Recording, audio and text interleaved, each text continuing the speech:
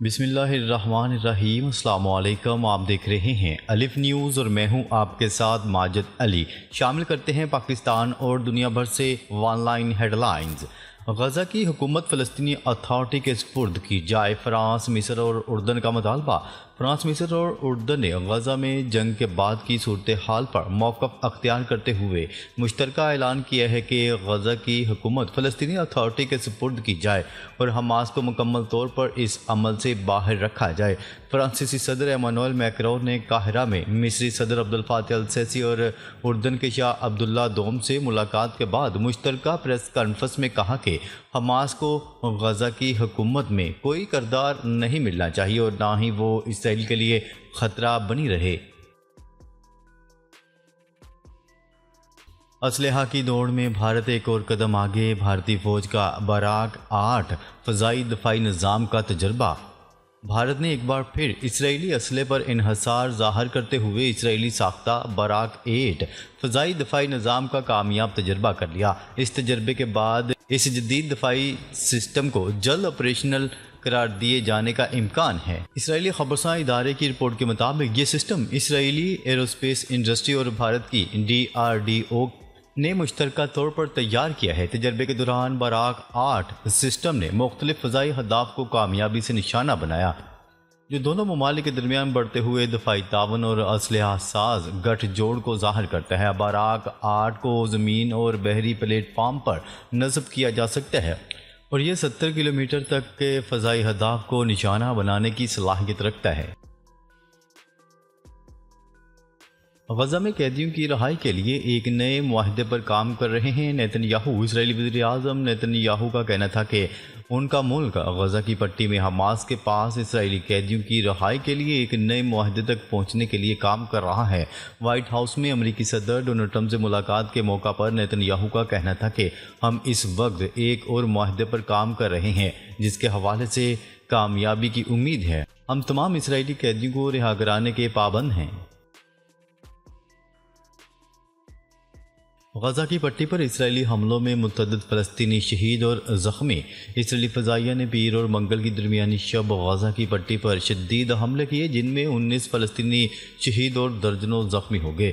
شہری دفاع کے ترجمان کے مطابق اسرائیلی فوج کے خونی حملوں میں شہید ہونے والوں میں کئی بچے بھی شامل ہیں۔ ادھر اسرائیلی وزیر اعظم نیتن یاہو نے ایک بار پھر غزہ کی پٹی کی تعمیر نو کے دوران مقامی آبادی کو نکالنے سے متعلق امریکی صدر ڈونلڈ ٹرمپ کے منصوبے کو سراہا ہے۔ امریکہ سے مذاکرات صدارتی نہیں، وزارت خارجہ کی سطح پر ہوں گے۔ ایران نے دو ٹوک پیغام جاری کر دیا۔ ایران نے امریکی صدر ڈونلڈ ٹرمپ کے براہ راست مذاکرات کے دعوے کی تردید کر دی۔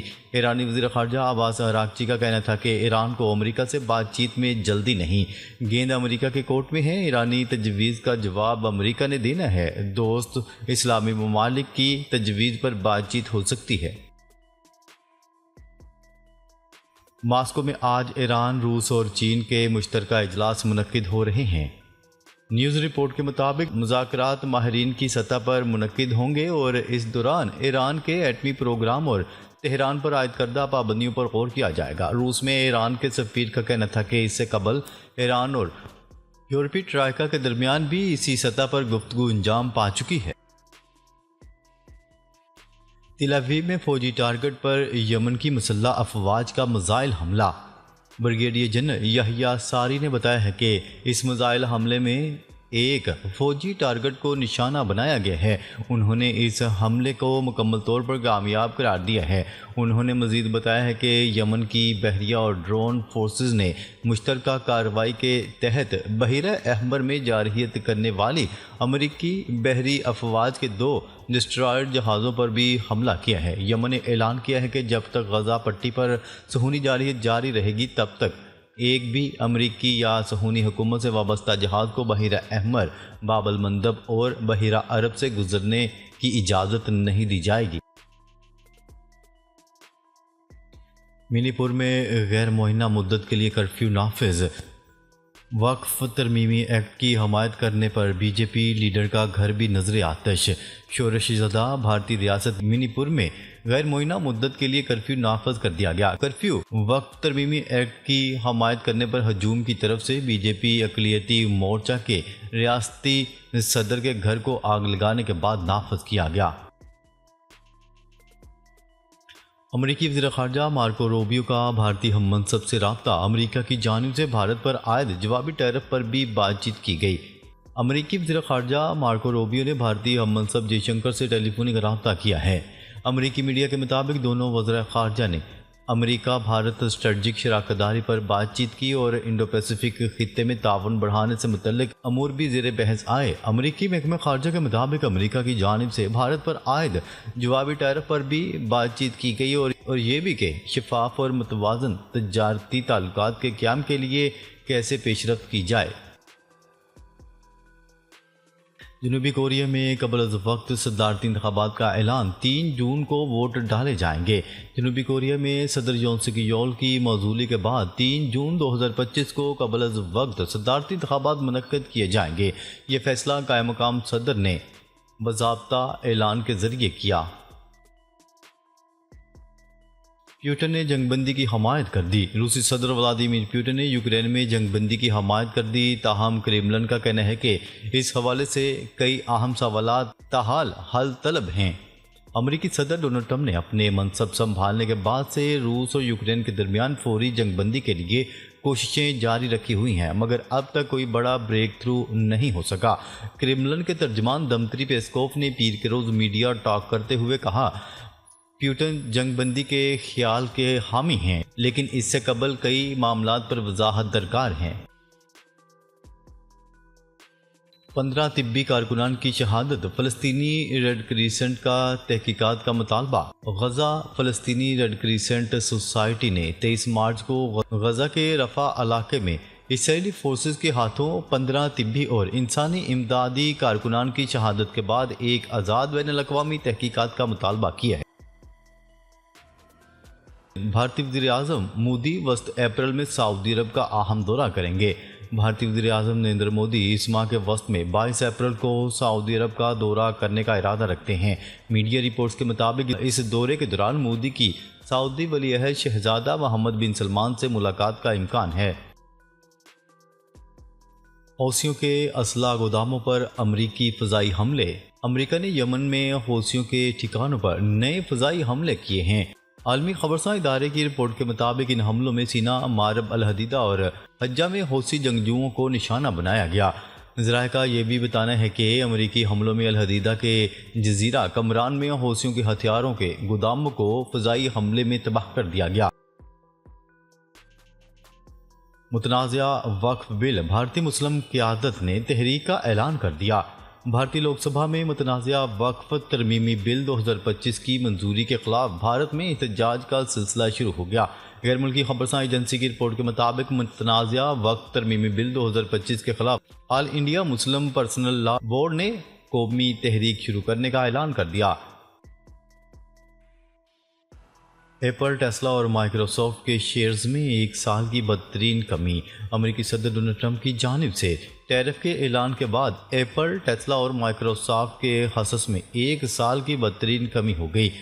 امریکی میڈیا کی رپورٹ کے مطابق ایلون مسک کی کمپنی ٹیسلا کے حصص مزید 7% گر کر $223 پر آ گئے۔ ذرائع کے مطابق ایپل کے حصص میں 4.5% جبکہ مائیکروسافٹ کے شیئرز میں 4.9% کمی ریکارڈ کی گئی۔ ایران کے ساتھ ایٹمی پروگرام پر مذاکرات جاری ہیں، ڈونلڈ ٹرمپ کا دعویٰ۔ امریکی صدر ڈونلڈ ٹرمپ نے دعویٰ کرتے ہوئے کہا ہے کہ ایران کے ساتھ براہ راست مذاکرات شروع ہو چکے ہیں۔ ہفتے کے روز مذاکرات اعلیٰ ترین سطح پر ہوں گے۔ ڈونلڈ ٹرمپ نے کہا کہ میرے خیال میں سب اس بات پر متفق ہیں، ایٹمی پروگرام پر براہ راست بات چیت اور معاہدہ ہونا بہتر ہے۔ شمالی وزیرستان میں تیل اور گیس کے نئے ذخائر دریافت۔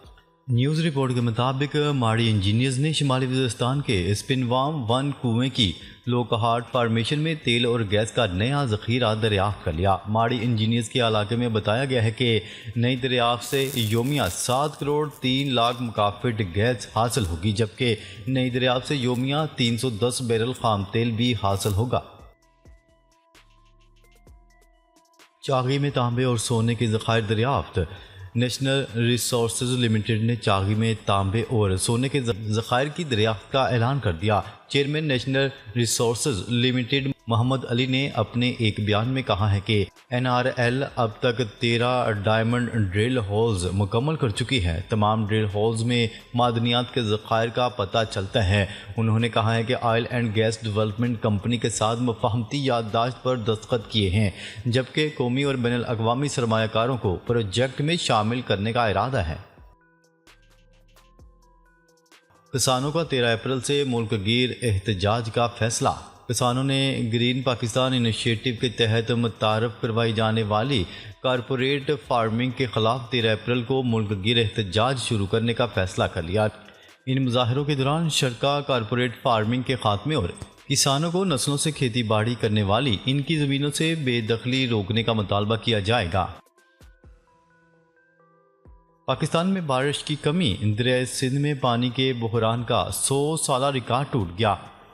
تفصیلات کے مطابق ملک میں بارش کی 40% تک کمی ہوئی ہے، جس کے باعث دریائے سندھ میں پانی کے بحران کا 100 سالہ ریکارڈ ٹوٹ گیا ہے۔ محکمہ آبپاشی کے مطابق سکھر براج پر پانی کی کمی 71% تک جا پہنچی اور تینوں براجوں پر مجموعی طور پر 65% پانی کی قلت کا سامنا ہے۔